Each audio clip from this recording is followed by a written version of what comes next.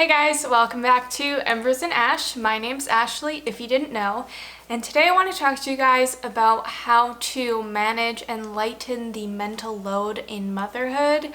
You guys know I've been struggling with balance lately.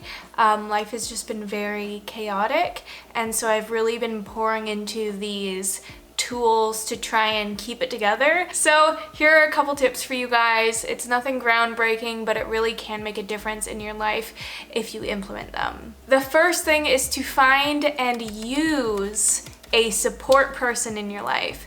This obviously could be your husband, your partner, your mother, someone in your life that is willing to step in and help you out. And for this, I'm specifically talking about in your own home. Sure, it's great to be able to drop the kids off at grandparents and chill out for a bit, but there's so much in our day-to-day at home that is very overwhelming. So having someone in your home like Josh who can just completely take over a task makes such a big difference. I find the trick here though is you cannot be involved at all. I tend to shadow unintentionally. It's just who I am, and I want to make sure things are getting done right. And I hate saying that because it's really just what I perceive as being right. And so I need to be very aware and let Josh handle things however he handles them, because if I'm letting him do it but I'm still focusing on it, then I'm not reducing my mental load. I'm probably making it worse because I'm focusing on Josh doing the thing and the thing itself. So if you can find someone in your life to help out and allow yourself to take a step back, that makes a big difference. The second thing is routines. I know some people don't like routines. I never used to be a big routine person before kids, and if you're not a routine person, that's fine. I also know some people are scared that once you have kids, your life is too much of a routine and there's not enough spontaneity. There's balance. The point I'm making is routines can really help lighten your mental load because you don't have to think about things, you just do them. You go through the motions. And that doesn't mean everything in your life is going through the motions, but that means breakfast is going through the motions, bedtime is going through the motions, bath time is going through the motions, and those are the specific times that can be the most stressful. So if you have a routine, you can just get through it, get it over with, and move on to the things that fulfill you.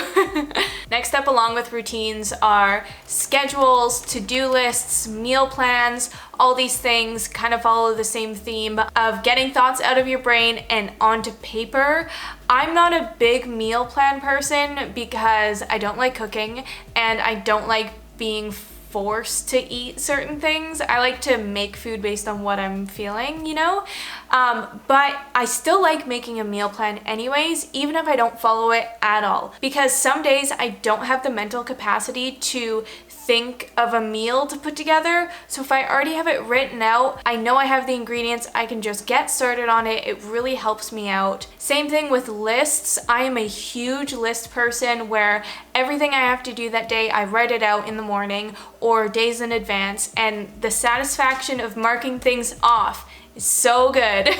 So I really rely on those two things, the meal plans and the lists, to help offload a lot of my mind onto something else. It's also really important that you take mental breaks, and this is where you take advantage of the people in your life. Not take advantage, but they're helping you out and you take advantage of that. That you can drop your kids off at grandparents or at their aunts or their uncles, and you can completely disconnect, take time for yourself. This is your time for self-care. My self-care lately has been gardening, and it's been so fulfilling. It's just so nice to be able to pour mentally and physically into something like working with my hands, totally not focusing on motherhood, and then I get this beautiful garden to look at afterwards and remember all the work I put into it.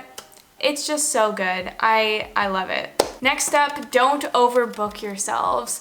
I feel like now that things are like opening back up, we feel a bit of social pressure to see everyone and do all the things that we couldn't do before.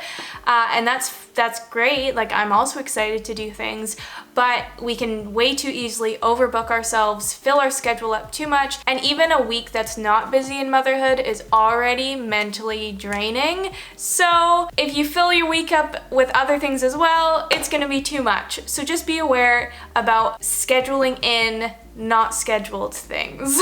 Next up, it's really important that you do whatever you can to make your sleep the best it can be. The more rested you are, the easier it will be to manage the mental load throughout the day. So whether that is getting a lavender spray for your room before bed, no screen times, earlier bedtime, CBD oil, pillow between your knees. I could go on because I'm a really good sleeper, but Josh isn't, so we're trying all the things to try and get him to sleep better. But yeah, really invest in that. Invest in your sleep because it will help you out tremendously throughout your day. And lastly, the thing that I'm the worst at is prioritizing my meals. I'm always thinking about Rook's meals and trying to make sure he's having a well-balanced breakfast, lunch, and dinner, but I'm not thinking about myself, and I often don't eat when Rook's eating. I don't eat often. Like I'll push my breakfast back so that I'm having kind of a brunch and then I have dinner way too late, and that's only hurting myself because when I get hungry I get low energy and I get frustrated and moody, and I also forget that the reason I'm feeling all those things is because I haven't eaten. So I know it's hard, but really try and prioritize your meals. Other things can wait. You don't need your house to always be clean. As much as that feels good, put off doing the dishes and make yourself a meal. That's what I've been trying to tell myself lately. So those are all the tips I have for you guys. I hope it was helpful. It's something, like I said, I'm really focusing on right now because I need it. So if you're also needing it, there you go. That's for you. Yeah, I hope you guys enjoyed this one, and I'll catch you in the next one. Bye.